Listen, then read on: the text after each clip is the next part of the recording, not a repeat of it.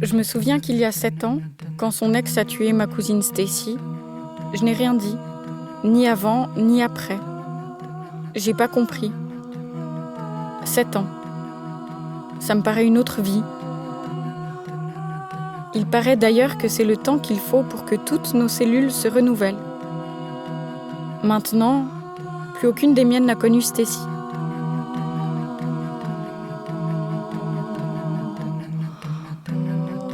Je croyais que mon passé passerait, que je pourrais avancer sans en parler, sans m'y confronter. Mais le non-dit attire. C'est un trou au milieu de la pièce.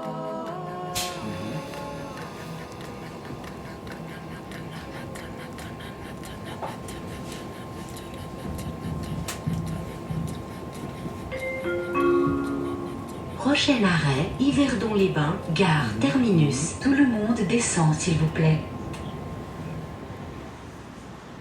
Coucou, j'étais 100% perdue. En plus, je t'ai dit, trop bien en face de la COP. Moi, je sais, mais je pense honnêtement que c'est parce que je suis stressée. Je suis jamais revenue. Ah ouais? T'es jamais revenu à Yverdon? Si, à Yverdon, oui, mais pas au cimetière.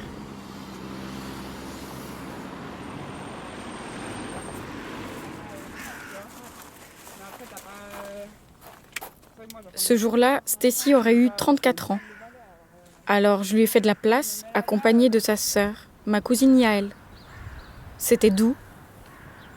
On a parlé de ce qu'elle serait, là, en 2023.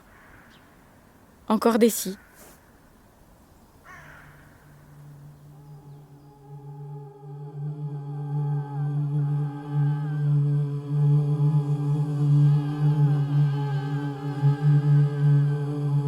Avant sa mort, il y a eu sa vie, ses rêves. J'appelle sa mère, Mallory, ma tante. Et ensemble, on se souvient. Elle était tout le temps là pour écouter, pour aimer, pour... Elle aimait pas faire du mal, Stacy. Elle écrivait, Stacy, beaucoup. Il y a des moments où, quand je vais penser à Stacy, je vais rigoler parce que je vais penser à quand elle mettait ses bras comme ça, ou à des petites choses, oui. Mais souvent, c'est son meurtre qui revient. En la tuant, son ex a fait de Stacy sa victime, sa chose. Encore une fois, plus tout à fait elle. Pourtant, Stacy était bien plus. Et je refuse qu'elle soit définie que par ça. Que la seule manière dont on se souvienne d'elle, ce soit le meurtre. Elle a le droit à la mémoire. J'ai toujours voulu en parler parce que je voulais continuer à la faire vivre. Si elle était plus possible à mes yeux de la voir, je voulais qu'elle continue à vivre. On ne la voit plus, on ne l'entend plus, on ne peut plus la toucher. Mais elle est là. Quand je suis un peu triste, quand je suis un peu mal, je vais lui demander un signe. Il y a des fois, c'est « Oh là-haut, t'es où? T'es plus là. Tu me manques, il faut que tu viennes là parce que ça va pas. » Je vais faire comme si je lui parlais, comme si elle était là. Parce que pour moi, elle est là. Elle a juste fermé cette porte. Enfin, on y a fermé cette porte, mais elle n'est pas loin. Donc voilà, c'est ça qui m'a aidée. Je dis pas que c'est tous les jours facile. Comme le jour de la fête des mamans, je disais, j'aurais bien un petit signe. Toutes les années, Stacy, elle m'offrait un bouquet. Hein. Elle m'oubliait jamais.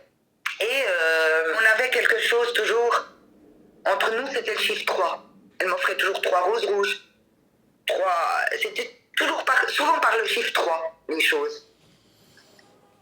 Je me baisse et sur un petit rond d'herbe de 10 cm, il y avait 3 trèfles à 4. Je les ai cueillis et ça m'a fait mon bouquet de trèfles.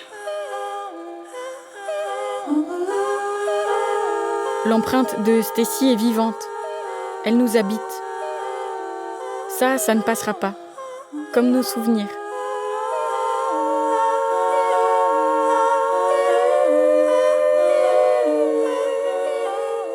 Alors, elles sont où les lettres? Tous les petits mots que vous avez pu lui écrire, elle a tout gardé. Elle mettait dans sa petite boîte. C'est sa boîte souvenir. Il y en a des choses là-dedans. Il faut pas que ça reste enfermé là. Il faut que vous les ayez, c'est des choses qui vous sont propres. C'est vos souvenirs. Et je pense qu'elle aimerait que vous les ayez. Donc je vous les remettrai. Là, il y en a un autre, le 7/7/01. Ce serait extra que je t'écrive cette fois en faisant un beau poème. Alors, go. Stacy, ta lettre était très jolie. Ça me fait super plaisir. Maintenant, je vais t'écrire. Je vais bien, comme tous nos liens. Ma famille aussi. Et on est à l'aise ici. Quand on se retrouvera, on se sautera dans les bras et on sera contente d'être en si bonne entente. Voilà, je ne peux pas tout te dire dans une lettre, mais nous en avons plein d'autres à envoyer.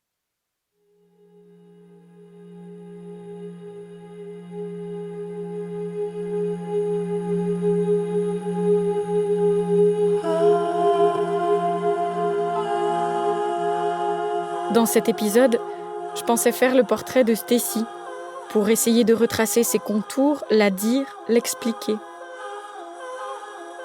Mais dans ma famille, chacun, chacune, à notre façon, on détient une version d'elle, une part de mémoire, un bout d'histoire. On marche avec cette histoire maintenant, on avance avec cette histoire du mieux qu'on peut. C'est vivre avec, mais quand on dit le temps fait les choses, le temps fait ci, il faut avancer. C'est pas comme ça que ça fonctionne. Justement, il faut laisser de la place, en parler. On dit qu'il faut 7 ans pour faire un deuil. Attention, faire un deuil, ça veut pas dire oublier, ça veut pas dire après être oups là. Non. Faire un deuil, c'est passé, c'était les phases. Quand tu m'as envoyé le message et tu m'as dit que tu étais prête à tout ça, je me suis dit, ça fait 7 ans. Il y a 7 ans, j'ai décidé que je ne serais pas de celle que ça bousille. Je voulais pas être victime. Moi, je voulais être transcendée, sublimée. Mais ma vérité est loin de tout ça. Souvent, on parle de réparation, et pour moi, ce terme résonne pas trop. Parce que déjà, je crois pas qu'on se répare tout à fait, et puis, j'ai pas très envie de me voir comme cassée. Mes blessures, c'est des parures. Ce deuil a laissé des traces, autant de témoins de mon histoire. Je me suis longtemps raconté que j'en parlais pas par pudeur. Mais plus que ça, j'avais et j'ai encore, 3 ans après avoir commencé à travailler sur ce podcast, peur. Peur de raconter mon histoire, peur qu'on se dise que je raconte des histoires. Mais celle-là, c'est la mienne, ou du moins ma version. Alors tant pis pour la pudeur. Parce que pudeur trouve ses racines dans le mot latin puedo, qui signifie avoir honte. Et j'ai plus honte. C'est mon histoire, elle fait partie. Ça m'a pas sali. Alors je vous demande pas d'être d'accord, mais d'écouter. Et je me souviens. Il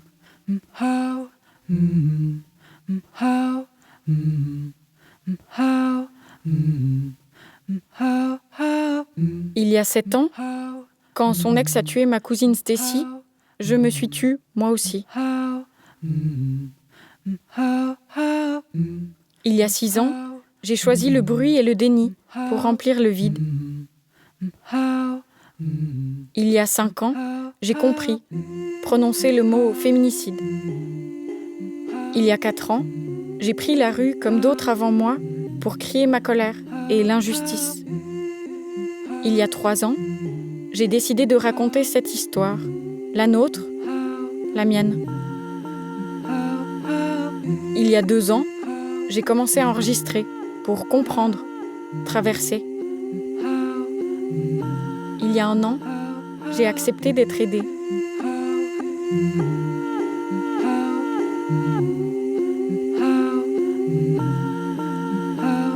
Le chemin est long et le deuil ne s'arrête jamais vraiment. Parce qu'on ne fait pas son deuil, c'est lui qui nous fait, nous transforme. Stacy habite toujours ma vie. Celle qui reste, c'est aussi elle. Et puis, celles et ceux qui restent, c'est nous. C'est ce qui reste devant nous pour la suite. D'ici là, moi, je ne renoncerai à rien. Ni à parler, ni à aimer.